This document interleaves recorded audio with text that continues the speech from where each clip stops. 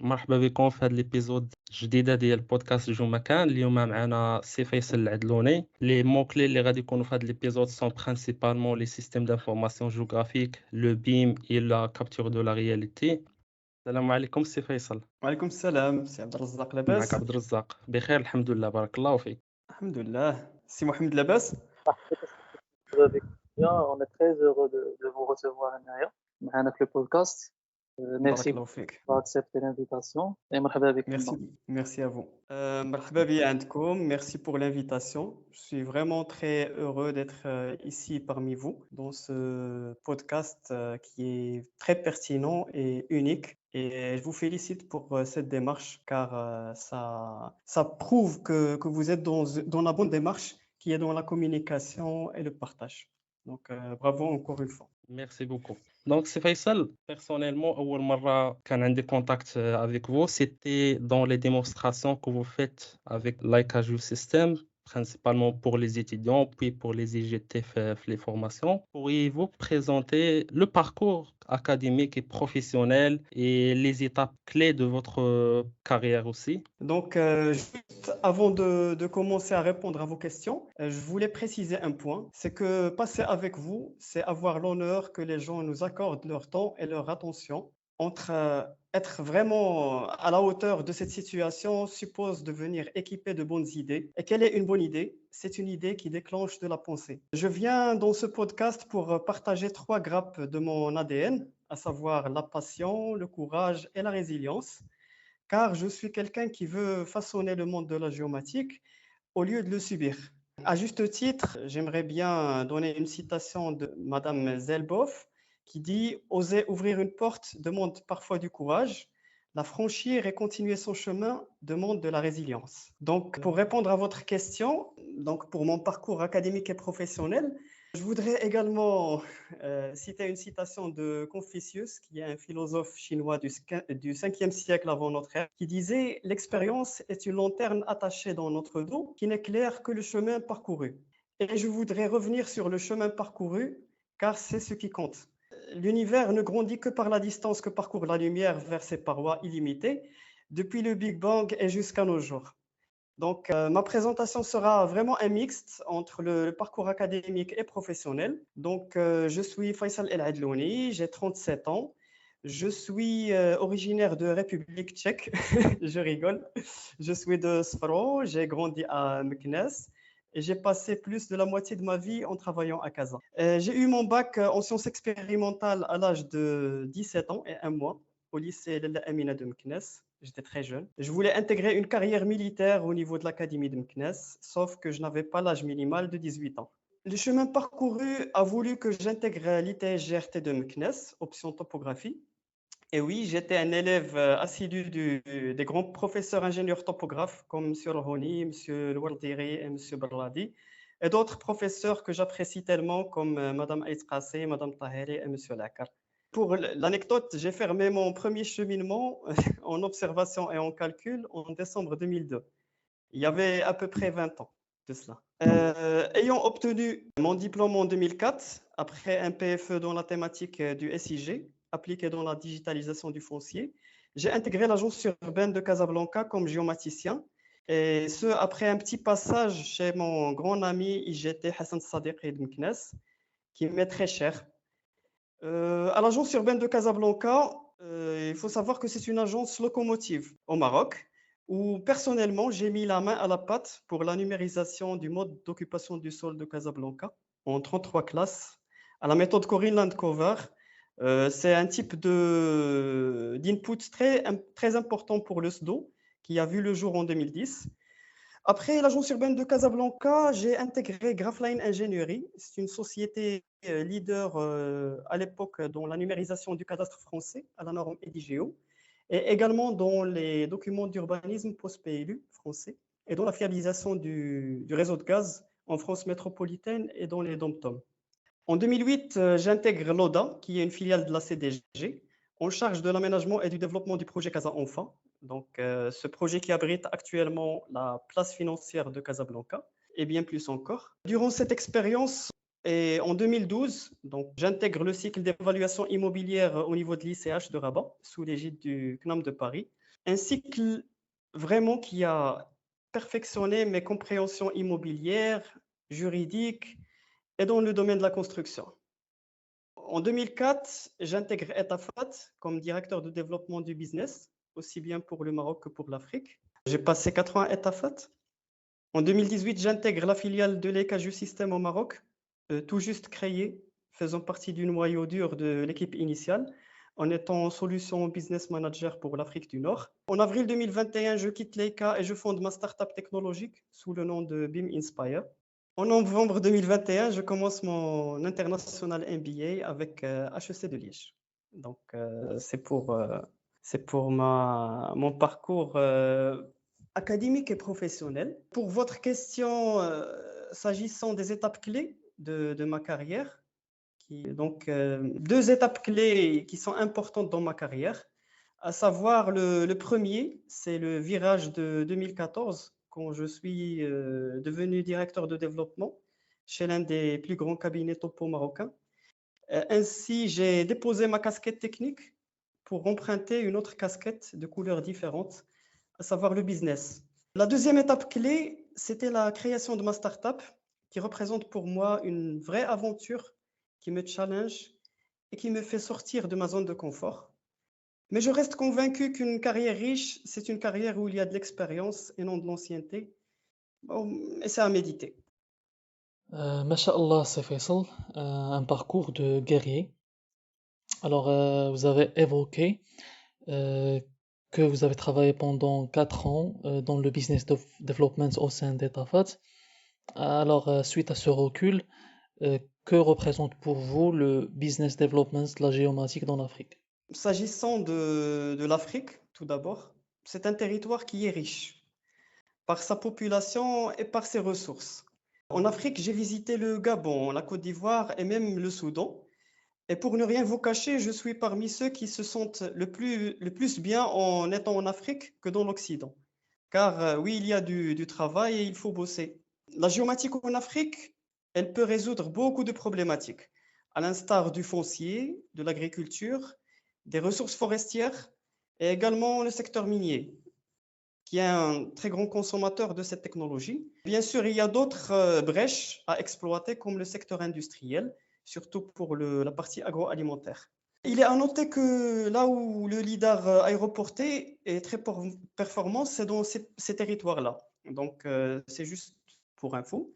Pour Etafat, donc, sincèrement, j'ai travaillé en tandem avec le DG pour le développement du business géomatique, et ce entre 2014 et 2018. Alhamdoulilah, je suis très fier de beaucoup de réalisations pour le Maroc, notamment pour l'éducation du marché, pour l'assimilation de la valeur ajoutée des nouvelles solutions de capture de réalité 3D.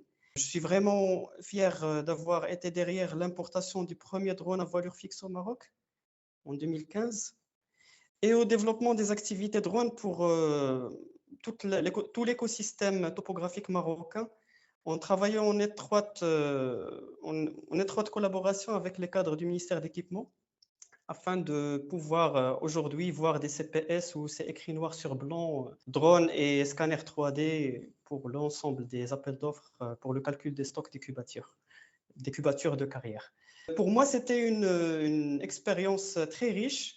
J'ai appris beaucoup de choses de cette expérience et je remercie beaucoup M. Kamel Beneddo pour le chemin parcouru. Je souhaite une bonne continuation pour cette boîte qui représente une des boîtes les plus innovantes et plus riches en matière de technologie et d'innovation. D'accord, donc je reviens juste sur le point, ou bien sur l'expérience avant d'intégrer Etafat dans votre carrière. Et ça a été dans la place financière de Casablanca. Vous y étiez pendant 6 ans comme responsable du système d'information géographique. Ma question est comment les systèmes d'information géographique ont-ils aidé dans la réussite de ce type de projet? Vous me faites revenir en arrière, mais ça me fait toujours plaisir. Donc, dans le projet Casa Enfa, qui est un projet qui fait plus de 365 hectares au plein centre de Casablanca. Pour ceux qui ne connaissent pas, à l'époque, c'était fermé, c'était un aéroport fermé avec une clôture. mais à l'intérieur, il y avait beaucoup d'occupations et beaucoup de problématiques. Donc, le SIG était vraiment un moyen d'aide à la décision. Pour cette expérience en particulier, j'ai été très proche du top management, car réaliser des cartes thématiques avec des problématiques aussi bien complémentaires que différentes, comme l'occupation des ménages, le ratio des surfaces libérées ou occupées, ou encore la simulation même des ombres dans le concept de la ville haute par rapport au parc d'Enfa Park. Tout cela a permis de mettre en valeur le projet, même dans ses phases les plus préliminaires, à travers un outil d'excellence, à savoir le SIG. Le SIG, ça a été vraiment un moyen de consolider les réalisations, de remonter l'information vers les autorités et le top management, et également pour avoir un référentiel cartographique exhaustif et très précis pour l'ensemble des réalisations qui ont été faites, notamment pour les plans de récollement, et c'était ça la valeur ajoutée. Par ailleurs, vraiment le foncier, l'urbanisme, l'ordonnancement des travaux, etc., tout cela a pu être piloté par le SIG. Le SIG, il a également fait, il a aidé dans la bonne communication des résultats et des réalisations, notamment pour le conseil d'administration. Donc, vous savez très bien qu'une orthophoto, par exemple, avec des couches thématiques comme l'emplacement les emplacements réservés, les espaces verts, les emprises de voie, tout cela peut être communiqué de manière très ludique à travers le SIG. Donc, c'est une force à exploiter. C'est un moyen qui est net, clair et précis pour montrer des problématiques, pour faire des simulations, pour faire des requêtes alphanumériques, attributaires ou spatiales, à travers des buffers par exemple, ou bien avec des intersections, des unions, et on connaît tous la musique. Mais vraiment, le SIG, c'est un vrai outil à aide à la décision dans le vrai sens du terme. Donc, de toute façon, pour moi, le SIG, c'était un outil et un moyen pour aider le top management dans sa vision et optimiser beaucoup de choses. Donc, vous intervenez principalement dans toutes les étapes du projet. Oui, déjà pour vous expliquer, l'avantage dans le projet Casa Enfa, c'est que nous avons commencé dans un projet vierge. Donc, il y avait un état des lieux, c'était une piste d'atterrissage, c'était des occupations, c'était des ménages, et c'était une grosse partie militaire qui a été délocalisée par la suite vers Ben Slimane. Donc, vraiment pour mettre en exergue le plan d'urbanisme qui a été fait par Rechen en France, également les plans de lotissement, les différents phasages, l'ordonnancement du projet, les modificatifs qui ont été déposés à l'agence urbaine, la consolidation du plan de lotissement avec le plan d'aménagement de Hay Hassani, tout cela a été fait de manière très stratégique avec le SIG. Et cela, il a été d'une grande aide aussi bien pour l'équipe interne, mais également pour les intervenants externes. Ça interpelle un petit peu vers le BIM et le SIM, mais ça reste vraiment en 2008, c'était l'esprit 2D. Donc, c'était avec ça que le SIG a vraiment aidé dans la réalisation du projet. D'accord, donc à ce moment-là, il n'y avait pas d'introduction du BIM ou de SIM dans ce type de projet, je pense. Pas du tout, parce que l'émergence de la 3D, de mémoire, donc quand j'ai travaillé avec de la 3D, on va dire pure et dure, c'est avec des logiciels qui ont commencé à émerger depuis les années 2003-2004 avec la suite de ArcGIS comme ArcGlobe et ArcSen. Et c'est par la suite de l'émergence de Google Earth où vraiment il y a eu cet esprit de 3D à l'échelle du globe, d'où le développement de plusieurs logiciels qui étaient dans un stade embryonnaire en 2008, comme RhinoCity, comme Skyline, comme InfraWorks même d'Autodesk. Et je vous parle vraiment d'une époque où l'émergence de la géomatique, ça a commencé avec de la 2D. Mais c'est à partir des années 2012-2014 qu'on a vu vraiment l'émergence de la 3D dans notre écosystème. Et ça, je vous le dis parce que j'étais très présente dans des salons internationaux, j'ai fait beaucoup de salons en France et tout. Et c'est là où vraiment j'étais dans un degré d'information qui est assez poussé pour savoir l'état d'avancement de la 3D et bon, à l'échelle nationale et internationale. Du fait que la majorité des solutions étaient plus de la 2D, et c'est vraiment vers les années 2012-2014 qu'il y a eu l'émergence de la 3D petit à petit. Et aujourd'hui, on est vraiment très gâté de voir des solutions ultra perfectionnistes qui utilisent de l'HTML5 pour pousser de la data 3D avec, avec une pertinence inégalée et avec une vitesse encore plus performante. D'accord. Peut-être que je vais passer à une étape autre dans votre carrière, principalement celle avec Leica Geosystem. Vous étiez responsable du développement de solutions et de business de la filiale Afrique du Nord. Pourriez-vous parler des innovations de ce groupe et sur votre démarche avec eux? Bien sûr, donc Leica Geosystem, c'est pour ceux qui ne la connaissent pas, donc c'est une société d'industrie géomatique suisse qui est très innovante, qui dispose de plus de 200 années d'existence.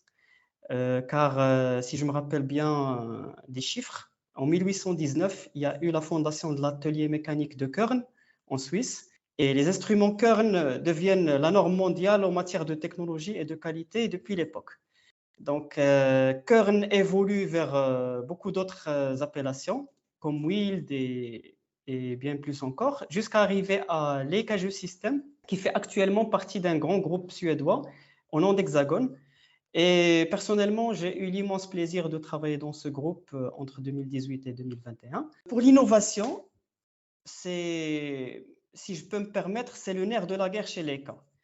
Il faut savoir qu'il y a des centaines d'ingénieurs qui travaillent notamment en Suisse dans la recherche et le développement de solutions uniques et qualitatives. Et pour ne citer que quelques exemples, pour le distance-mètre que l'ensemble des professionnels de la construction connaissent, c'est Leica qui l'a inventé. La multistation, qui est encore une station totale robotisée et qui fait des scans, c'est encore Leica qui l'a inventé. Mais surtout beaucoup d'innovations qui émergent très récemment, notamment du GNSS qui dispose de technologies photogrammétriques, comme le GS18i, ou le nouveau-né de la technologie mobile mapping, qui est le Leica Pegasus TRK, qui représente à lui seul une solution de mobile mapping assez puissante en matière de nuages de points 3D et en matière de photogrammétrie, et une grande qualité de post-traitement sur le terrain. Et ça, c'est de l'innovation.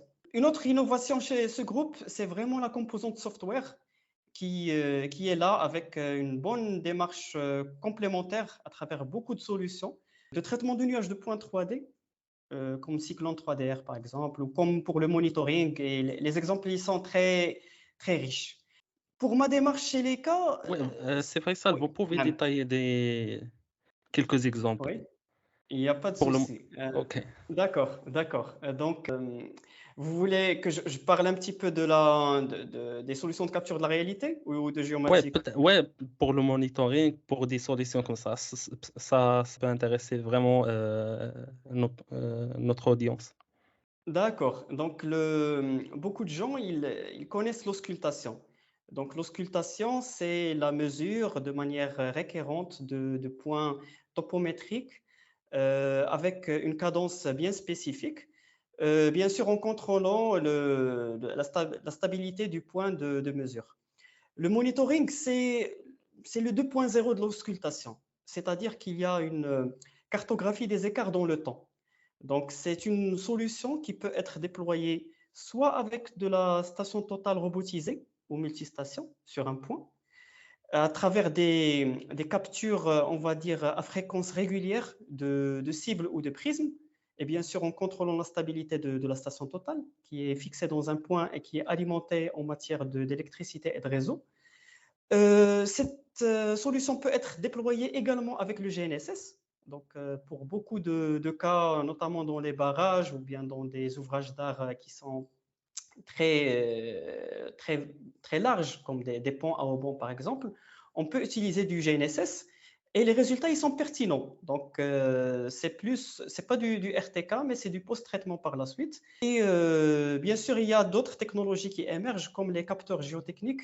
Donc, c'est des nivelles qui sont, on va dire, ultra autonomes, avec des précisions qui arrivent au dixième du millimètre dans les deux axes ou dans les trois axes. Et c'est tous ces trois types de capteurs, donc à savoir le GNSS, les stations totales ou même les capteurs géotechniques, tous ceux-là, ils sont connectés avec des solutions soit software, soit cloud, ce qui permet de monitorer un ouvrage ou des points particuliers de cet ouvrage, on va dire avec une fréquence continue, en fixant des seuils d'alerte. Par exemple, si moi je cherche l'affaissement d'un pont dans le temps, et pour moi, quand il bouge de manière un petit peu exponentielle ou bizarre, de plus de, on va dire, 8 millimètres, ça c'est juste pour l'exemple, dans l'axe des Z, donc ça doit m'interpeller. Donc je reçois automatiquement une alerte dans mon email, par exemple, ce qui permet vraiment aux maîtres d'ouvrage ou bien aux exploitants d'ouvrage d'être dans une réelle symbiose avec l'ouvrage. Donc, juste pour l'anecdote, j'ai vu il y a 2 semaines des hommes ninja qui faisaient de l'auscultation visuelle du pont à Aubon de Mohamed VI à Rabat. Et ça m'a interpellé dans la mesure où on met la vie de personnes en danger juste pour qu'ils soient attachés à des câbles et qu'ils visualisent de manière visuelle des fissurations qui peuvent être cachées ici ou là-bas, alors qu'il y a des solutions à l'ère du temps, on est en 2022, et qui permettent d'une surveillance continue de manière exhaustive et avec des résultats pertinents de l'ouvrage. Donc, de manière générale, le monitoring, c'est ça. Le monitoring, peu de projets au Maroc l'utilisent. Il s'utilise au Maroc, ça c'est clair, dans la construction de tours, par exemple, dans mais ça reste vraiment des démarches qui sont dans des projets micro. On va dire que moi, personnellement, je me pose la question, quid pour les ouvrages d'art, quid pour les infrastructures et les superstructures marocaines. Donc, il y a un bon travail d'éducation à faire avec les organismes publics. Et ça va venir. Donc, ce n'est pas très complexe, mais ça va venir. Et c'est ça le rôle de l'éducation du marché, c'est de persévérer et bien sûr de démontrer la valeur ajoutée de la solution pour le bien des organismes publics et privés. J'espère que j'ai pu répondre à votre question en matière de monito. Tout est clair, vraiment, c'est bien détaillé.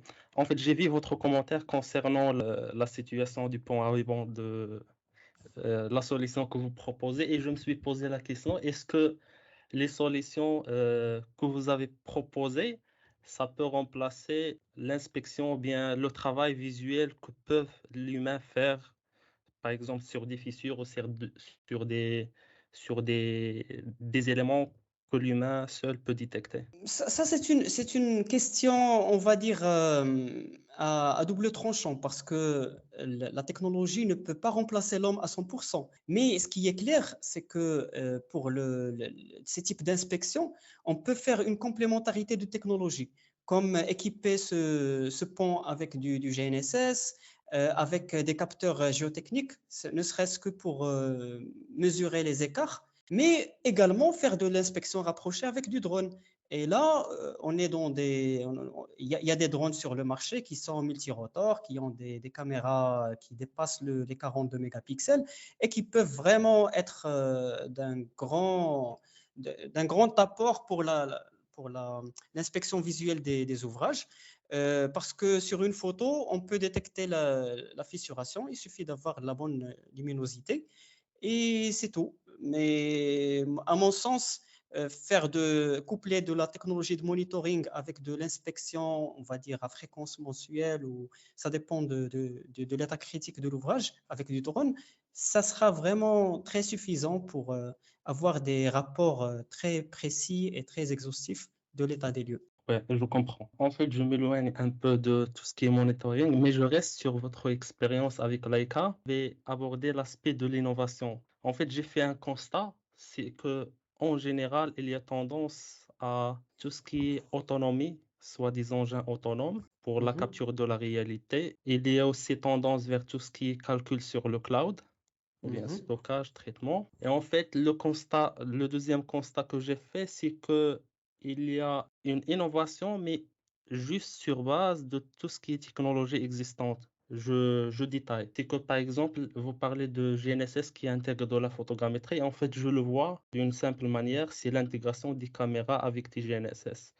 Pour tout ce qui est autonomie avec des engins autonomes, je vois un scanner sur un robot, par exemple. En fait, c'est le couplage de technologies différentes. Et sur base de ce constat, est-ce que vous pensez qu'il y aura d'autres, par exemple, technologies vraiment innovantes à part le couplage de tout ce qui est capteur déjà existant pour donner un nouveau appareil ou un instrument? mhm. En fait, ça Euh, reste une réflexion future. En fait, mhm. parce que je sens qu'il y a une stagnation au niveau de tout ce qui est innovation, juste par couplage de différents capteurs déjà existants. D'accord. Donc, juste ça, c'est une excellente remarque. Mais pour rebondir sur le point de l'autonomie, il est clair que l'être humain, il cherche dans l'autonomie à être. C'est plus l'enjeu, c'est la sécurité. Dans un monde où aujourd'hui, vous voyez une guerre contre l'Ukraine, il y a un risque nucléaire qui peut surgir, il y a des risques naturels qui sont partout, qui nous entourent. Donc, on va dire l'écosystème militaire c'est l'écosystème d'où émanent vraiment les technologies comme les drones, comme des technologies satellitaires et tout. Parce que rappelons-le, GPS, GLONASS et Beidou, ce sont des systèmes qui sont 100% militaires. Il faut savoir que l'innovation, ça parvient du besoin, mais c'est également en matière de développement.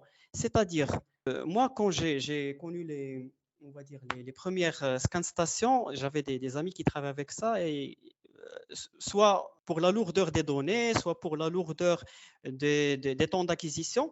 Donc, il y avait de la pertinence. Le résultat, c'est le même, c'est le nuage de points. Sauf que on trouve aujourd'hui un scanner, il y a des innovations qui sont là et qui peuvent vous scanner à moins d'une minute 20, à moins d'une minute, un dôme tout entier. Et ça dépend par la suite de la portée et de beaucoup d'autres paramètres. Cependant, l'amélioration, elle y va dans ce sens. C'est clair que la physique, elle a pu nous donner on va dire des solutions pour la gestion de notre espace, comme l'infrarouge, comme le lidar, comme la photogrammétrie. Mais ce qui est important, c'est l'amélioration du workflow. Et c'est également l'amélioration de la partie hardware avec le développement de la vitesse, et aussi de la partie software avec du machine learning qui permet de réduire les temps. Du coup, ça, l'innovation, elle est aussi dans ce sens. Mais également, l'innovation, elle vient du besoin. Donc, quand il y a un besoin particulier, l'être humain, il a tendance à trouver des solutions. Et je ne vous cache pas que c'est un constat. Moi, pour revenir au cas de l'ECA, il y a vraiment des gens, et c'est des gens qui sont dans le top management d'Hexagone, qui viennent de l'ECA, et qui ont démontré que l'innovation, la recherche et développement, c'est vraiment la clé pour la réussite de tout groupe industriel. Du coup, l'innovation ne va pas s'arrêter. Et soyez sûr que vous-même, c'est Abdelzak qui est dans le domaine de la recherche, et vous êtes dans une université de grand renom qui est l'université de Liège. Et je vois vos papiers et vos communications sur le développement des nuages de points 3D, sur la photogrammétrie. Je viens de voir ce que vous avez fait pour le littoral belge. Ça, c'est très intéressant. Mais il faut savoir que des groupes comme Leica sont des groupes qui sont très preneurs pour ce type de recherche. Et il y a beaucoup de doctorants qui intègrent ces groupes-là afin de donner une valeur ajoutée et d'orienter encore plus on va dire la stratégie de développement et de recherche. Et bien sûr, aller au-delà de ce qu'on connaît nous et des besoins qui sont normaux vers des besoins qui sont encore plus complexes, comme les besoins dans les technologies nucléaires ou bien sûr militaires. Donc, je crois que en couplant des technologies, donc c'est juste comme l'adage qui dit en allant seul, on va vite, mais en allant en équipe, on va loin. Donc, en couplant la technologie photogrammétrique et GNSS, on crée de la chose, on crée de la valeur ajoutée. En couplant du robot avec du capteur laser 3D, on crée de la valeur ajoutée. Et c'est juste comme ça. 1 plus 1, ça fait 11. Donc, il y a de la création de valeur. Il faut juste avoir de la persévérance et un esprit d'innovation. Cela ne va que donner de résultats qui sont pertinents pour le bien de la communauté de recherche et bien sûr professionnelle. Oui, exactement. C'est vrai. En fait, j'ai vu, par exemple, pourquoi j'ai posé le constat, c'est par exemple, on a vu l'arrivée du scanner, par exemple, l'arrivée du drone, mais vous avez raison que ça, eux aussi, ils étaient un jour le couplage de différentes technologies déjà existantes pour donner quelque chose de nouveau. C'est pourquoi je me suis posé la question en disant, mais on travaille toujours avec des lasers scanners, des drones, des GNS, des récepteurs GNSS. Donc, il n'y a pas quelque chose de nouveau qui vient, mais non, il y a des nouvelles choses qui viennent sur le marché, c'est vrai, même s'ils sont juste le couplage de différentes technologies déjà existantes. Je reste sur... Smehli, vous m'avez interpellé sur ce point. En vous écoutant, vous dites qu'il n'y a pas de choses de nouveau. Moi, je reviens une vingtaine d'années en arrière et je vois vraiment que vous êtes vraiment très chanceux. Moi, à mon époque, il y avait dans la topographie mondiale, il y avait la station totale et le GNSS en monofréquence qui commençait à émerger. En vous entendant qu'aujourd'hui, il n'y a pas de nouvelles choses, il faut vraiment voir le chemin parcouru parce il y a eu beaucoup d'innovations et vous êtes vraiment très gâtés d'avoir aujourd'hui, même si vous revenez un jour, Inch'Allah, au Maroc et vous voyez aujourd'hui comment les cabinets topographiques sont équipés et le niveau où le Maroc, où on est arrivé au Maroc dans le domaine de la géomatique, c'est vraiment, il est exceptionnel. Parce que l'assimilation de la technologie, elle a été faite avec une vitesse qui est très exponentielle. Nos voisins ne l'ont pas encore vu, mais nous, on doit le comprendre. Il y a des choses qui ont été faites avec des vitesses exponentielles. Il y a des technologies qui sortent hier en Europe et on les retrouve hier au Maroc. Donc, Exactement, ouais. donc ça vraiment, il faut le voir d'un œil on va dire, oui, vous parlez de votre côté chercheur, mais il faut vraiment voir le passé simple. C'est-à-dire, il y a 15 ans en arrière, il n'y avait pas ça. Moi, quand j'étais parti un jour dans un salon en France, j'ai vu qu'il y avait un drone et la personne, il l'a transporté dans une grande mallette et il y avait beaucoup de personnes qui étaient autour de cette personne. C'était en 2012. Tout le monde était là en train de voir le drone, c'est quoi? Aujourd'hui, lancer un drone, il y a des gens qui disent que vous faites de la pub, du cinéma. Donc, il y a la technologie maintenant, en 2022, elle s'est démocratisée, voire elle est devenue on va dire une chose très normale à voir. Donc, Accessible. exactement, il y a des gens qui ont, pour ceux qui ont l'iPhone, le 13 Pro Max par exemple, ou le 12 Pro Max, ils ont le LiDAR. Donc, ils peuvent scanner, il y a des applications gratuites qui vont permettre de faire le mesh. Donc, imaginez avoir un outil pareil, une solution d'application software qui te permet d'avoir du mesh alors que tu es une personne du grand public, tu n'es pas un professionnel. Du coup, il faut faire la différence entre aujourd'hui et hier. Il y a eu beaucoup de développement, il y a eu beaucoup d'innovation et maintenant, je vois que les choses vont encore s'accélérer. Je suis dans cet avis. Ou- Les choses vont Ouais, s'accélérer. ouais, en fait, je rejoins votre point de vue et je pense que l'accélération pour le moment ne se fait pas au niveau du workflow d'acquisition et au niveau de tout ce qui est hardware. Je pense que ce qui se fait maintenant, et puisque je suis dans le monde de la recherche, c'est principalement dans tout ce qui est traitement et tout ce qui est développement d'algorithmes. Par exemple, pour le moment, dans tout ce qui est nuage de points, le travail se fait, l'automatisation pour la reconnaissance des objets, pour tout ce qui est scan to beam d'une manière plus automatique. Il y a aussi la tendance vers tout ce qui est des capteurs intelligents. Par exemple, il y a soit des drones qui sont de plus en plus autonomes dans leur vol pour dépasser des obstacles, par exemple, dans des forêts, etc. Il y a dans tout ce qui est scanner, il devient de plus en plus des scanners intelligents puisqu'il inclut des algorithmes qui permettent de, par exemple, soit éliminer dès le départ des objets qui bougent, soit faire un traitement spécifique directement sur le capteur afin de donner rapidement un nuage de points exploitable. Bah, ce genre de travail que se fait pour le moment. Ouais, je rejoins votre point de vue et je suis tout à fait d'accord. En fait, je reste sur votre expérience avec Leica. Donc, je reviens peut-être sur le passé. Quelle est l'innovation ou bien l'annonce qui vous a marqué dans votre expérience avec Leica? Pendant cette annonce, vous avez dit que waouh, c'est quelque chose d'extraordinaire, c'est quelque chose de très intéressant, c'est quelque chose qui va changer beaucoup pour les topographes, par exemple, ou bien pour les gens qui vont exploiter ces technologies. En fait, je vous cache pas que la recherche et développement sur les camps, je fais pas de publicité, mais c'est la vérité. Ça m'émerveille toujours. Donc, à chaque fois qu'il y a des nouveaux, on va dire, des nouvelles communications, je suis vraiment stupéfié par le savoir-faire et bien sûr avec la résilience des gens qui font de la recherche et développement dans l'usine. Mais pour être un peu précis avec vous, je suis vraiment entre, entre deux solutions. Donc, il y a une solution qui m'a marqué avant que je vienne sur les camps, juste quelques mois, qui est le RTC 360. Et ce scanner-là, moi, je l'aime pour plusieurs raisons. C'est un scanner qui est ultra rapide, c'est un scanner qui est inimitable et c'est un scanner qui est très intelligent, qui permet de faire de l'assemblage in the field. Et moi, personnellement, je le prenais le week-end et je scannais beaucoup de patrimoine, je communiquais sur ça. C'était pour moi une passion. Euh, Pourquoi? Parce que c'était ultra facile de l'utiliser. C'était vraiment très simple. Et c'est ça la valeur ajoutée.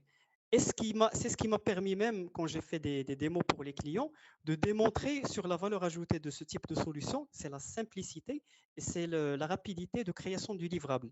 Donc, je scannais le matin, vers midi, il y a le nuage de points qui apparaît.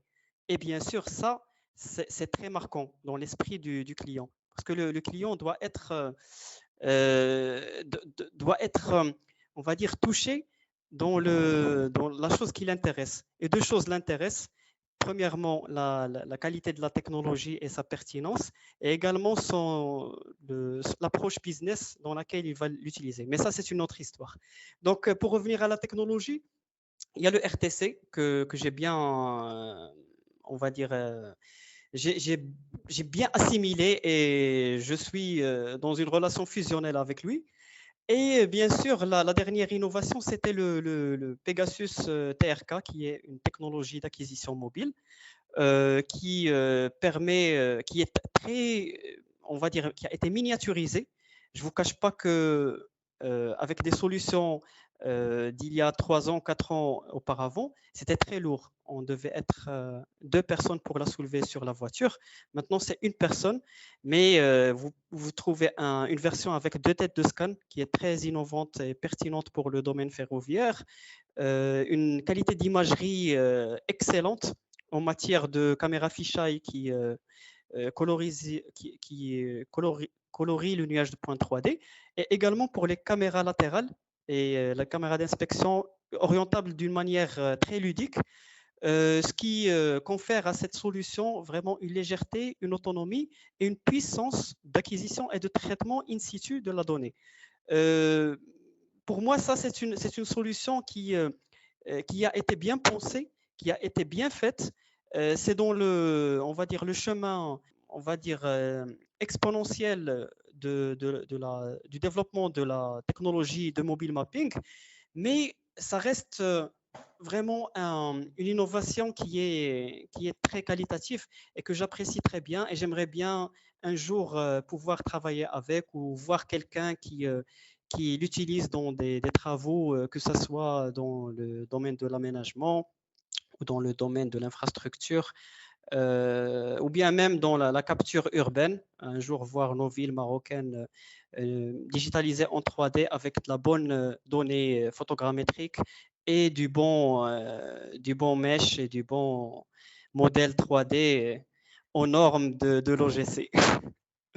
Donc, c'est ça. Entre-temps, toute la gamme BLK, c'est une gamme que je respecte trop, qui est une gamme très sobre, très miniaturisée et miniaturisable, et bien sûr qui émane de l'esprit d'innovation continue. C'est à l'instar du modèle japonais, le Kaizen, c'est l'amélioration continue. Donc aujourd'hui, on fait un BLK, demain, on fait un BLK version génération 2. Et comme ça, on va capitaliser sur on va dire les lacunes sur l'ancienne génération pour donner un peu plus dans la nouvelle génération, voire avoir un portfolio qui est très unique. Alors, avant de passer au BIM Inspire, je vais rebondir sur un point que vous avez évoqué, c'est Faisal, et qui concerne le secteur privé au Maroc aujourd'hui. Les différents cabinets qui sont bien équipés par les nouvelles technologies, ça c'est bien, très motivant, ça reste très rentable et très efficient quand on travaille avec des particuliers ou bien des business privés. Ça n'empêche pas que la grande majorité de l'offre reste publique, et c'est dans ce sens que je vais poser une question qui concerne en fait les établissements publics. Est-ce que vous ne voyez pas qu'il y a un retard concernant l'adoption de ces nouvelles technologies par justement le secteur public? Pour le secteur public, comme j'ai dit tout à l'heure, c'est un secteur qui a besoin de voir la valeur ajoutée. Donc, il doit y avoir quelqu'un quelque part qui doit faire un grand travail d'éducation pour ces professionnels. Parce que c'est des gens qui ont des problématiques. C'est des problématiques qui sont liées au territoire, c'est des problématiques qui sont liées à l'aménagement. Donc, ces gens-là, bien sûr, pour moi, le secteur privé, c'est un secteur que je respecte profondément. Et il y a des compétences qui sont très, on va dire, qui sont très uniques et qui travaillent dans le secteur public. Sauf que ces gens-là, avec on va dire, ils ont la tête dans le guidon, ils ont besoin d'un peu d'inspiration. Il y a d'entre ceux qui vont dans les salons internationaux, il y a d'autres qui sont très ouverts aux présentations du secteur privé qui montrent les innovations, les nouveautés. Donc, c'est ceux-là qui vont tirer vers le haut tout le secteur public. Mais il ne faut pas généraliser. Donc, comme j'ai dit tout à l'heure, aujourd'hui, si vous voyez un CPS de calcul de cubature pour les directions provinciales de l'équipement, pour le calcul des cubatures, c'est écrit noir sur blanc, drone et scanner 3D. Si vous voyez les agences urbaines, vous allez trouver qu'ils demandent maintenant des modèles numériques de terrain avec le LOD 3, LOD 2, LOD 4. Donc, il y a du nouveau souffle, il y a des nouveaux ingénieurs qui sortent de l'école et qui intègrent ce type d'organisme. Il doit y avoir du top management qui soit jeune d'esprit, conscient de la valeur ajoutée de la technologie, parce que la technologie, là, c'est pour donner une meilleure qualité au livrable, c'est pour être dans la démarche 2.0 de la digitalisation du service public. Et bien sûr, il y a des bons entendeurs. Donc, pour moi, il y a des choses à faire.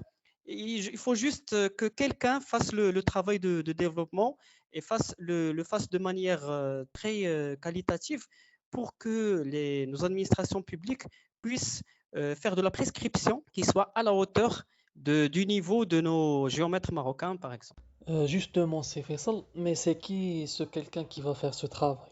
Je pense que le secteur privé, il joue son rôle. D'abord, il investit au niveau du matériel, dans les nouvelles technologies.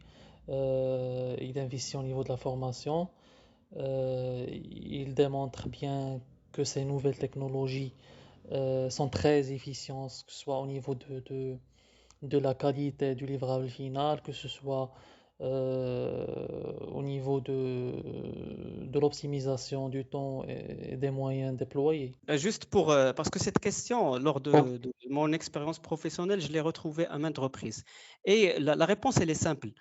Généralement, il y a des professionnels qui viennent et qui montrent que moi, j'ai un scanner 3D, j'ai un drone, j'ai un truc qui est sorti en 2023. Et ça, c'est pas important pour le maître d'ouvrage. Ce qui est important, c'est le livrable. Du coup, quand vous venez avec une démarche qui est bien structurée, vous montrez la valeur ajoutée du livrable. Par exemple, un plan 2D. Sauf que vous le faites avec un scanner 3D et c'est votre cuisine interne. Mais vous le faites de manière rapide, vous le faites de manière exhaustive et vous le valorisez et peut-être ça vous coûte moins cher que la méthode conventionnelle. C'est là où il y a de la valeur ajoutée. Donc, il ne faut pas attendre que le maître d'ouvrage soit surpris ou bien soit émerveillé par votre arsenal de matériel. Loin de là, le matériel, il est là non pas pour renchérir la prestation, mais pour donner une prestation à la hauteur et une prestation qui soit exhaustive et précise. Sauf que vous la faites de manière ultra rapide. Vous donnez également des livrables avec une valeur ajoutée. Vous pouvez donner un plan 2D, mais aussi une visite virtuelle 360. Et il ne faut pas dire qu'un client qui voit que avec un simple bon de commande, vous venez avec le livrable, mais que vous donnez quelque chose de plus avec ça, il ne va pas être dans cette démarche de découvrir ce qu'il y a. Donc, c'est là le travail de développement qui doit être fait par les professionnels. C'est mon point de vue. J'ai beaucoup d'amis IGT, j'ai beaucoup d'amis dans l'administration et dans des grands groupes. Et de manière générale, c'est la bonne démarche. C'est de venir avec, bien sûr, une démarche structurée, mais ne pas montrer on va dire, le matériel comme étant on va dire, la pierre angulaire de la prestation. Parce qu'il y a le workflow, il y a l'organisation, il y a le taux d'encadrement, il y a des choses qui peuvent jouer en faveur du cabinet structuré et qui vise à valoriser sa prestation. Mais tout ne vient pas avec un clic. On ne peut pas ouvrir demain, s'équiper avec les meilleures technologies et dire que l'administration n'est pas elle va pas demander la technologie, mais il faut être dans la persévérance, dans la patience et les résultats ne feront pas tarder parce que le sérieux paye. Alors, je dirais que maintenant, on est arrivé au point de mire de l'épisode pour moi, qui est la start-up marocaine innovante. Je vais quand même la labelliser par son label mérité, BIM Inspire. Alors, quelles sont les motivations derrière la création de la startup BIM Inspire? Quel est le produit du BIM Inspire et quelle est la vision stratégique du BIM Inspire? BIM Inspire, c'est, comme vous l'avez dit à juste titre, c'est une start-up technologique marocaine labellisée Jeune Entreprise Innovante par l'ADD, qui est l'Agence pour le développement du digital. Et je vous remercie pour votre compliment parce que j'apprécie bien qu'elle est vue de manière digitale même de votre côté. Donc, c'est Mohamed. BIM Inspire dispose d'un modèle économique durable et difficilement imitable. Elle se spécialise dans l'accompagnement des professionnels de la construction, à savoir les architectes, les bureaux d'études, les AMO et également les entreprises de travaux, à créer des cellules BIM en interne. Donc ça, c'est ma vision. C'est une vision qui est un peu unique. Donc je ne suis pas dans la formation pure et dure des élites, mais je cherche vraiment à accompagner les professionnels à créer la cellule BIM. Parce que, in fine, dans un monde parfait et quand le BIM sera prescrit par tous les maîtres d'ouvrage, donc tous les acteurs et les intervenants dans la construction doivent être munis de leur propre équipe interne qui soit formée de manière technique, process et même business à attaquer le BIM. Du coup, ça, c'est ma touche que je mets dans mes accompagnements. BIM Inspire, c'est aussi du conseil dans le montage de projets géomatiques et une expertise de développement business géomatique à l'échelle du continent africain. Donc, je travaille sur certains projets qui sont un petit peu qualitatifs avec des fonds d'investissement, avec des banques internationales pour le développement de projets dans le domaine de la géomatique, aussi bien au Maroc qu'en Afrique. Donc, c'est en deux mots BIM Inspire. BIM Inspire, c'est, on va dire, un challenge pour moi-même. Donc, quand j'ai décidé un jour de sortir de ma zone de confort, et ça rejoint un des principes de la grappe de mon ADN qui est la passion, et l'autre qui est la résilience. Concernant la vision stratégique, c'est-à-dire où vous voyez BIM Inspire d'ici 2 ans, 3 ans, 5 ans. Sarah, le BIM Inspire, donc aujourd'hui, pour donner pour ouvrir une petite brèche dans le domaine de la startup, beaucoup de gens croient que la startup, il suffit d'être jeune diplômé pour ouvrir une startup. C'est faux. La startup nécessite beaucoup de recul. La startup nécessite beaucoup d'assimilation du marché. Et également, ça nécessite beaucoup de financement. Donc, il y a on va dire des démarches entreprises par l'État marocain et par beaucoup de business angels pour accompagner les startups innovantes dans leur démarche. Moi, je reste, on va dire, dans ma stratégie step by step. Je ne veux pas grandir rapidement.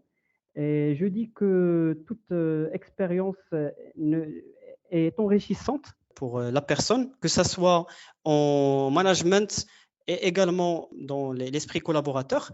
Pour moi, personnellement, je la vois comme étant un challenge. Généralement, je ne fais pas de plan B, mais chez BIM Inspire, j'ai un plan A et un plan B.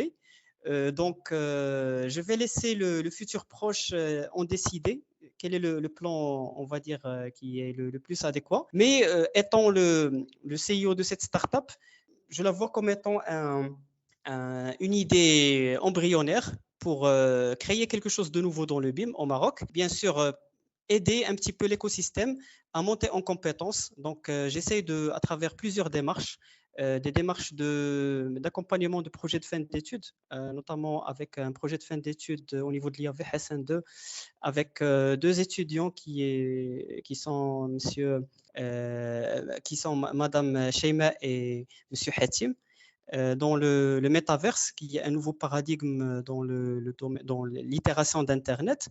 Donc, je m'investis dans ce côté-là, même si je suis dans une taille très petite pour la startup, mais je m'investis dans la recherche et développement. J'essaye de partager mon savoir-faire, mon modeste savoir-faire et mes connaissances dans le domaine de la géomatique, que j'essaie d'aller petit à petit. Et je vois, Sarah, le business, ce n'est que bénéfique. Donc, être dans cette démarche de management de sa propre startup, ça permet vraiment d'être dans une nouvelle stratégie.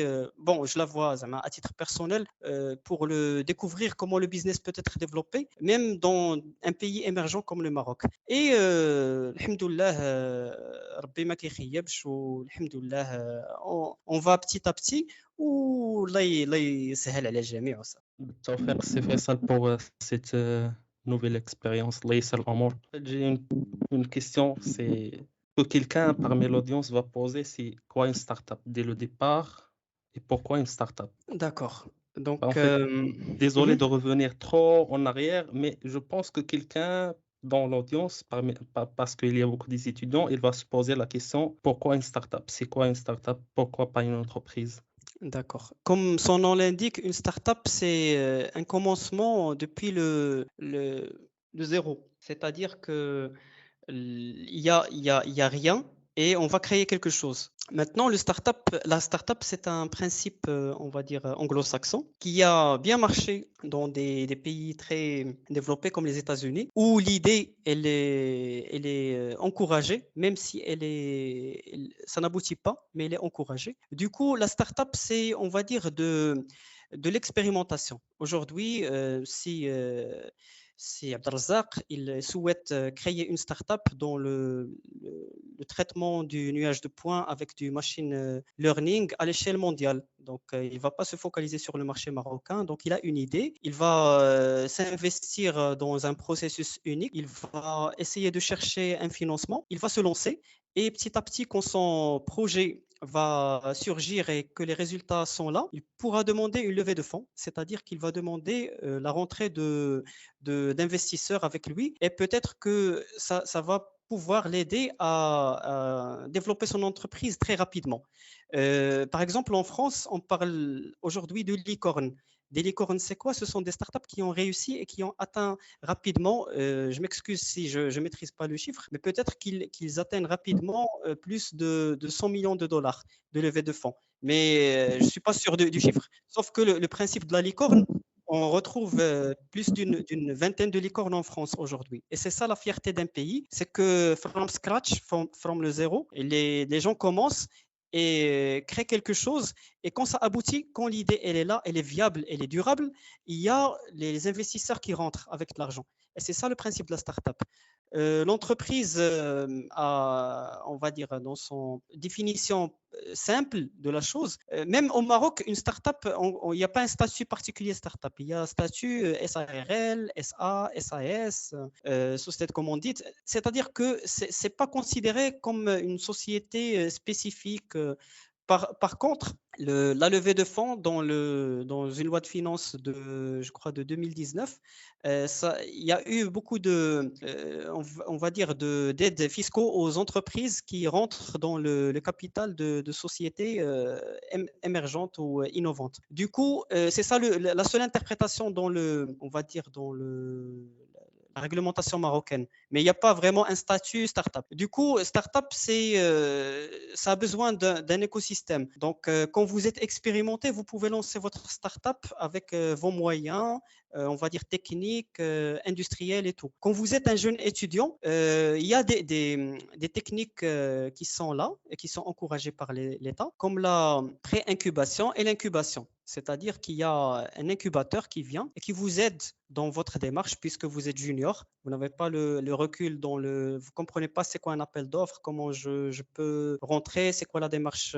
marketing et tout. Donc, il y a quelqu'un qui vient, qui vous chapeaute et qui vous aide à créer votre startup ou votre entreprise dans le cadre d'une pré-incubation ou d'une incubation jusqu'à la création de la société. Et bien sûr, dans un délai si vous avez une idée innovante, il vous aide à chercher des levées de fonds. Donc ça, c'est le processus, on va dire, qui est dans le commun des mortels pour une startup. Je me lance, je cherche un incubateur, il prend en charge mon bureau, il prend en charge mes frais, il m'aide, il me conseille dans la chose.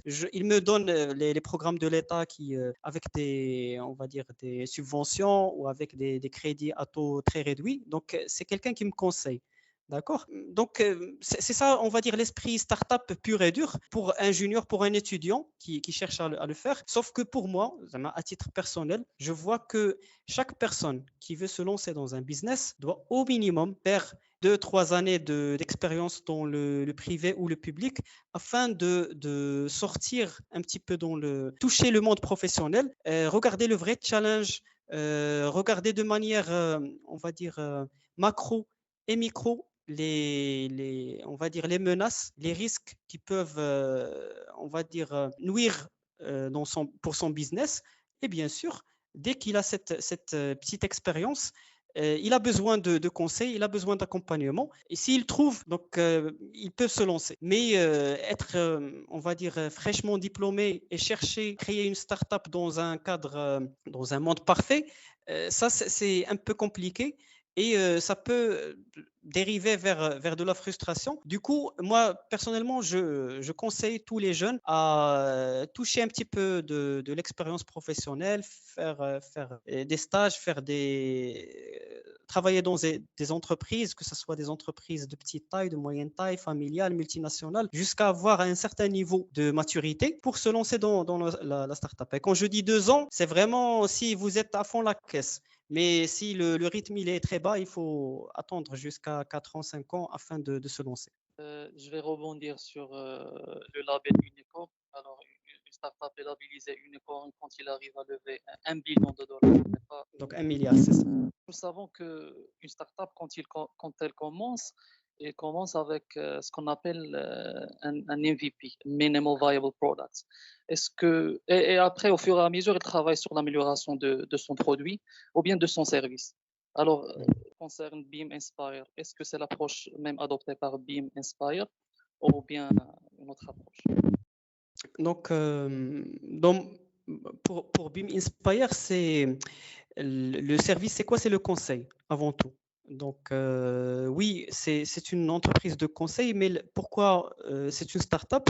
Parce qu'il y a une idée qui est derrière et il y a une ambition.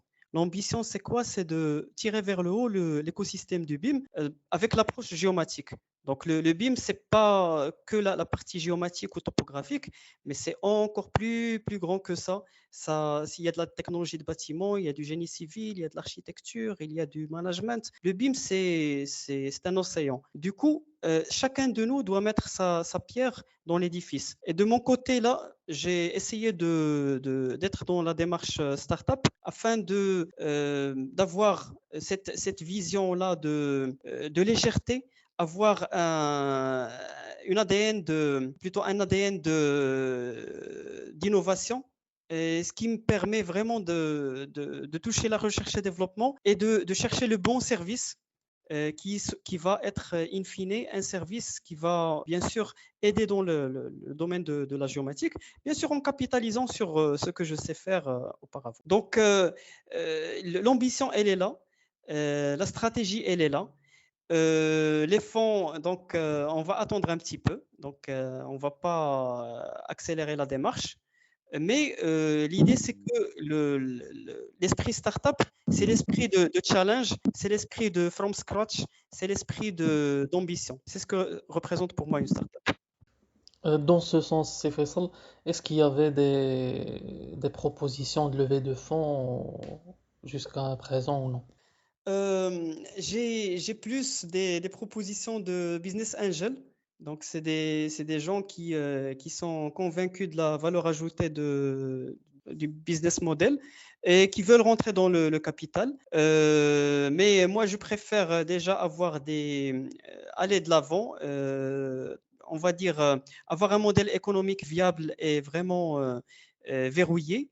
Et par la suite, c'est à moi de chercher les bons levées de fonds. Donc, je ne vais pas attendre qu'il y a des propositions. C'est moi qui va vraiment chercher la levée de fonds qui m'intéresse. Donc, c'est ma réponse. Oui, c'est sûr, avec votre expérience très riche, votre objectif qui est de rendre l'industrie encore meilleure, c'est d'ailleurs le slogan, votre slogan Make Industry Great Again. Je reviens sur la géomatique. Votre parcours de 18 ans dans tout ce qui est système d'information géographique, capture de la réalité, expertise immobilière. En fait, comment ces trois composants que vous avez acquis pendant votre parcours, comment elles sont intégrées dans votre approche au sein de BIM Inspire? C'est une question qui est très pertinente. Sarah, moi, personnellement, je vois que capitaliser sur l'expérience, ça a tout son intérêt, notamment dans le milieu de l'immobilier et de l'industrie ou bien de la construction. Juste pour vous donner un petit exemple, par exemple, être BIM manager, c'est un nouveau rôle. Ce n'est pas du tout un nouveau métier. On ne peut pas faire des études pour devenir BIM manager. On fait des masters professionnels pour avoir peut-être une vision macro sur les tenants et les aboutissants d'une bonne démarche BIM, mais il est clair que ce type de rôle nécessite beaucoup de maturité et beaucoup d'expériences variées. Pour moi, l'interaction entre l'expertise immobilière dans une démarche BIM peut être résumée dans des exemples particuliers. Donc, si je vous donne un exemple où le maître d'ouvrage vous demande conseil, par exemple, imaginons un bâtiment IGH, c'est-à-dire un immeuble de grande hauteur qui est divisé en deux, donc soit plus de 50 mètres pour les bâtiments à usage d'habitation ou bien plus de 28 mètres pour les bâtiments qui sont à usage bureau, industriel, tertiaire et tout. Donc si le maître d'ouvrage il est là, il attend que son BIM manager lui donne on va dire une solution dans la phase exé. Donc son bâtiment il est en cours, il y a du sprinklage qui est une composante du MEP à modifier pour certaines surfaces, par exemple minimales. Le BIM manager doit être vraiment très, on va dire, il doit être sensible à de la réglementation, comme le règlement marocain de sécurité contre les risques d'incendie ou de panique dans les constructions, et doit coupler ça avec le cadre contraignant des modificatifs des plans de variéture dans le domaine de la mise à jour ou la mise en concordance et copropriété, puisqu'il s'agit d'un bâtiment qui va être à usage de bureau, par exemple. Donc, être BIM manager, ce n'est pas uniquement maîtriser le mappage de l'IFC ou travailler avec un logiciel, c'est plus avoir un recul dans le domaine de la construction, dans le domaine réglementaire, dans le domaine on va dire, administratif. Et c'est ça ce que cherche un maître d'ouvrage. Parce qu'un maître d'ouvrage qui adopte la démarche BIM, non seulement pour construire avant de construire, pour arriver à éliminer les erreurs et avoir de la gestion, exploitation et maintenance, mais également pour éviter les blocages administratifs, car il doit être bien entouré en matière de conseil. Ce qui fait vraiment le plus d'un BIM manager ou d'une AMO BIM, c'est le conseil. Du coup, en visualisant, on va dire, la carte des intervenants dans le secteur du BIM au Maroc, je vois qu'il y a beaucoup d'intentions positives. Par contre, il y a un manque on va dire, de compétences qui ont des reculs pluridisciplinaires. Et c'est ça la vraie valeur ajoutée. C'est avoir la compréhension de l'expertise immobilière, des contraintes administratives, des contraintes de construction et bien sûr on va dire du processus du BIM. Du coup, puisque le BIM, le maître d'ouvrage, c'est lui qui paye le BIM, donc c'est lui qui doit être bien entouré et il doit demander la meilleure AMO BIM ou le meilleur BIM manager. Du coup, avoir on va dire ces skills-là vont permettre de donner un meilleur conseil. Moi, personnellement, je ne suis pas BIM manager et je ne prétends pas l'être. Mais j'accompagne des maîtres d'ouvrage pour mettre la bonne démarche BIM à travers la charte, à travers le conseil. Et je vois vraiment qu'il y a beaucoup à faire en développant des compétences marocaines dans ce sens, ou bien en cherchant à capitaliser sur des compétences qui sont là et qui maîtrisent une partie du côté juridique et administratif de la construction et en la couplant avec bien sûr les compétences BIM et ce qui va donner in fine des solutions, on va dire optimales pour le maître d'ouvrage qui cherche vraiment à gagner plus dans le meilleur délai mais en réduisant la casse. Du coup, je vois que chacun qui dispose d'une expertise, on va dire, ou d'une expérience pluridisciplinaire ne peut donner qu'un plus dans le domaine du BIM, aussi bien dans le conseil que dans la partie technique ou business. D'accord, merci beaucoup, c'est Faisal. Je pense que cela répond aussi à une question que nous avons eue dans les commentaires. Ça a été, c'est quoi le bilan du BIM au Maroc? Sauf si vous avez d'autres points à ajouter à ce niveau-là, c'est Faisal.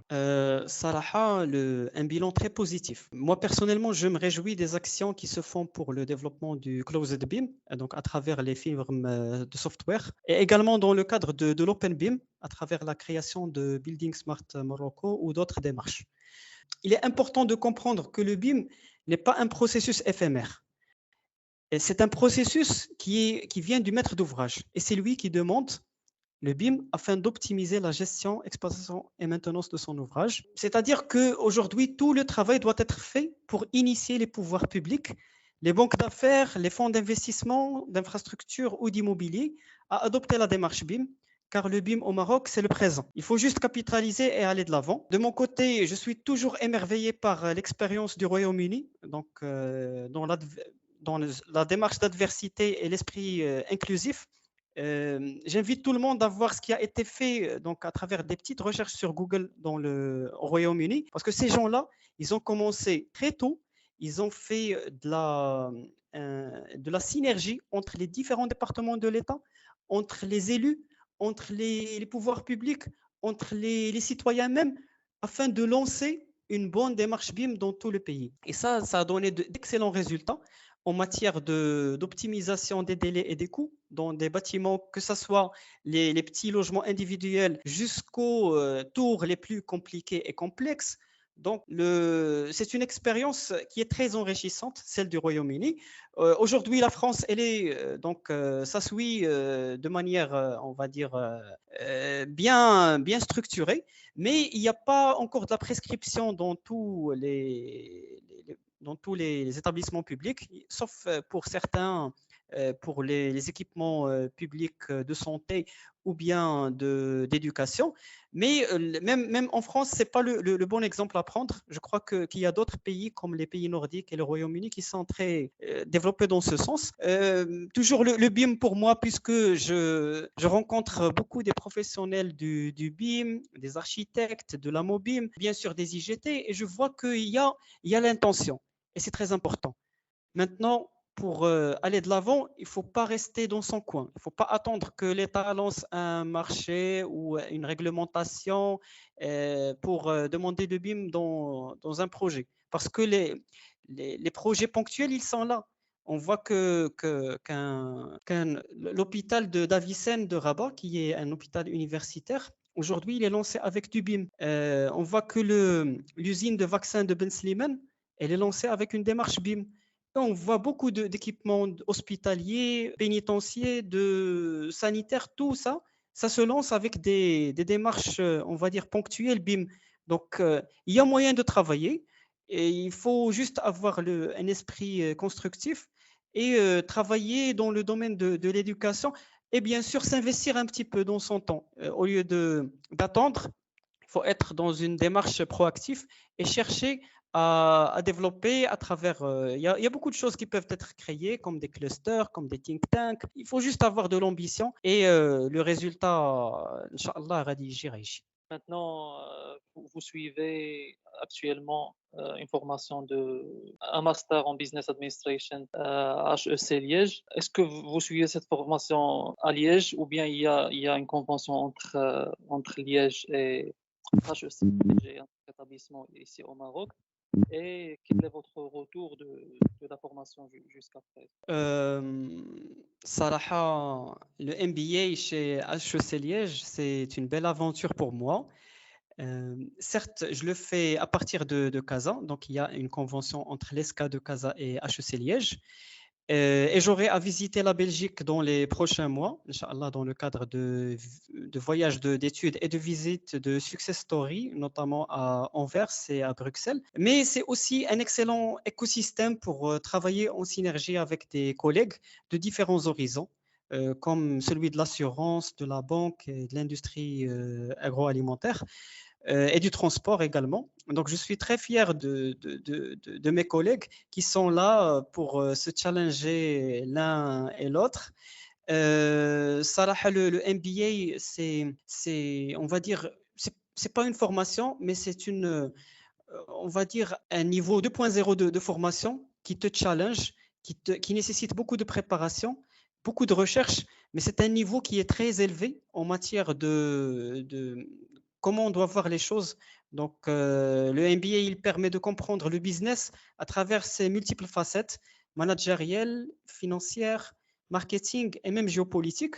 Donc, c'est un plus pour moi. HEC Liège, encore, c'est une institution de renom. Donc, pour moi, ce n'est que bénéfique pour mon parcours. Je reste vraiment très convaincu que c'est chacun dans son parcours professionnel, en arrivant à un certain stade, doit penser à faire un MBA parce que ça permet de capitaliser sur beaucoup de choses. Alors vraiment, je vous félicite Safeslo, le parcours d'IELC. Je vous félicite du fait que vous n'avez jamais cessé d'apprendre de nouvelles choses, d'entamer de nouvelles aventures.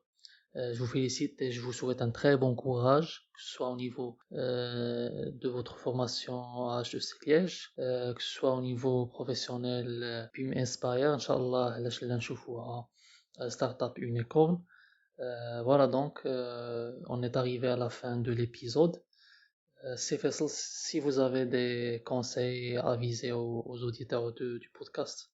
Juste pour vous dire, oui, c'est clair que j'ai un parcours qui est assez long, mais je me vois toujours dans le commencement et je me vois toujours dans l'apprentissage. Donc, le simple conseil que je peux vous donner, si Abdelrazak ou si Mohamed, c'est avant tout, vous êtes dans la bonne voie. Vous êtes dans le partage, vous êtes dans la communication et vous êtes dans un esprit d'apprentissage.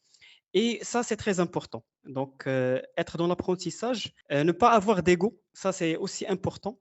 Ne pas chercher, on va dire, la réussite rapide ou tout à son temps. Donc, il faut attendre le bon moment. Maintenant, pour moi-même, je pourrais dire une chose, c'est que sans on va dire la présence de personnes qui m'ont vraiment aidé dans mon parcours, je ne serais pas là. Donc, il y a des personnes dans mon parcours professionnel qui comptent vraiment pour moi, qui m'ont donné beaucoup de conseils, qui m'ont aidé, Sarah, dans plusieurs volets. J'aimerais bien remercier Sarah Hassan, M. Khalil Mrini, qui est toujours le directeur général de l'ODA. C'est quelqu'un que j'apprécie beaucoup, qui m'a beaucoup aidé dans ma vie professionnelle. J'ai appris beaucoup de choses de chez lui. J'aimerais également remercier Madame Keltoum Moumiyez, qui est quelqu'un que j'apprécie beaucoup. C'est quelqu'un qui m'encourage chaque jour à aller de l'avant. On s'encourage mutuellement. Mais Sarah, elle a de l'influence positive sur ma personne. J'aimerais aussi remercier Monsieur Faiz Omrar de l'ODA, plutôt de l'EICA, Géosystème, qui est donc c'est un grand ami et c'est quelqu'un avec qui on a fait de belles réalisations. Donc aussi j'aimerais le remercier Nahad Minbar. Et de toute façon, mon conseil pour les jeunes, donc Salah, comme beaucoup de gens m'ont aidé dans mon parcours professionnel, j'essaye avec mes moyens d'aider moi également les jeunes. Donc je ne vous cache pas que je suis ambassadeur d'une organisation britannique qui s'appelle Get Kids into Survey pour le Maroc. Donc, je fais beaucoup de présentations chez les écoles primaires pour inspirer les enfants à aimer les métiers de la géomatique. Et ça, pour moi, c'est une fierté. Mais également, j'ai beaucoup de contacts avec les étudiants au niveau de l'IAV Hassan II, les topos. Beaucoup d'étudiants au niveau de l'UMP Mohamed VI, donc qui me font confiance, qui demandent mon conseil. Et moi, je leur donne toujours le conseil de persévérance et également, un conseil pour vous aussi, si Mohamed et si Abdelrazak, ne soyez pas les esclaves de votre propre style. Donc, essayez de méditer cela. Et de toute façon, l'appétit vient en mangeant. Donc, vous encourage vraiment dans votre démarche. J'aimerais bien vous voir un jour, donc, si Abdelrazak, dans des postes de responsabilité dans de grands groupes internationaux, soit dans la recherche, soit dans l'industrie, parce que vous avez tout le nécessaire. Si Mohamed également, je vous vois comme étant un excellent manager de votre société. علاش لا ونتمنى من الله سبحانه وتعالى يعاون لي جون ان شاء الله لا بيرسيفيرونس ديالهم وفي المستقبل ديالهم وسي زعما c'est ce que je souhaite pour tout le monde. Donc il faut persévérer, il faut travailler, il faut être dans le sérieux ou le sérieux paye toujours ou c'est ça le plus important. Merci Faisal, merci beaucoup pour vos conseils, merci beaucoup pour le temps que vous avez accordé pour nous aujourd'hui, pour votre partage, que ce soit aujourd'hui au niveau du podcast, que ce soit dans vos blogs, que ce soit au niveau de LinkedIn. Tu es très actif, Masha'Allah, merci beaucoup. Nous avons un rituel au niveau du podcast. كنطلبوا من l'invité ديالنا s'il a une recommandation d'un livre. Alors, si vous avez une recommandation, c'est vas-y. Oui, j'ai une recommandation. Donc, j'ai un livre et un film. Donc, pour le livre, les oiseaux se cachent pour mourir. Donc, je recommande ce livre. Pour le film, je recommande vivement Fight Club, qui est un film qui a changé ma vie, qui m'a donné beaucoup de persévérance et de résilience. Et beaucoup de secrets dans ce film que, à chaque fois quand je le regarde, je découvre de nouvelles choses. Donc, c'est on va dire, deux œuvres d'art que je vous recommande ici et aujourd'hui. Et je vous souhaite une bonne continuité dans votre podcast, que ce soit un podcast, Inch'Allah, un futur à l'international, pourquoi pas, parce que c'est un podcast qui est piloté, nous l'oublions pas, de Belgique et du Maroc. Donc, ça, c'est très excellent. Et de toute façon, Inch'Allah, la démarche, elle est bonne et elle va réussir.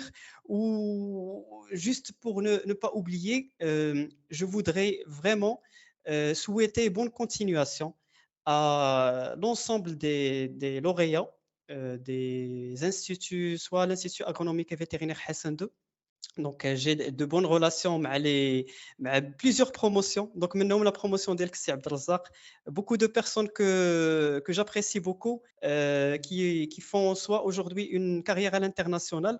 Je pense à Nada Hamdani, je pense à Hajar Ouhsine, je pense à si Ilyas Al-Ktawi avec Leica. Donc, beaucoup de personnes qui اسمحوا لي اللي ما ذكرتهمش. Mais je vous souhaite vraiment une bonne continuation également pour les cycles ingénieurs et bien sûr les cycles de master FLIAVEL, l'ITGRT ديال مكناس, l'ensemble des étudiants كنتمنى لهم الخير وكنتمنى لهم مستقبل زاهر إن شاء الله. شكراً على les personnes que vous avez citées. Nous faisons aussi une pensée spéciale à toutes les personnes. Inch'Allah, nous aurons Madame Keltoumi Moumeyez dans une prochaine épisode, pourquoi pas. شكراً تهلا aussi. فيها تهلا فيها سي عبد الرزاق. ضروري ضروري. Je vous remercie d'avoir accepté l'invitation et aussi d'être une inspiration dans ce que vous faites, dans ce que vous faites, soit dans les blogs que vous partagez sur LinkedIn, dans les démonstrations que vous faites pour les étudiants, dans l'encadrement des étudiants de l'IAV que je connais. Donc, c'est vraiment quelque chose d'inspirant. Et aussi, c'est ce qu'on nous inspire de partager, de faire des choses comme le podcast Géomacan. Excellent. Juste le mot-clé de tout ça, c'est la passion. Donc, quand vous êtes passionné, vous allez réussir. Vous êtes passionné de géomatique, Inch'Allah, vous allez réussir le challenge d'Yelkoum. Moi-même, c'est la passion qui m'anime. Donc, j'aime ce que je fais. Sinon, je ne le ferais pas.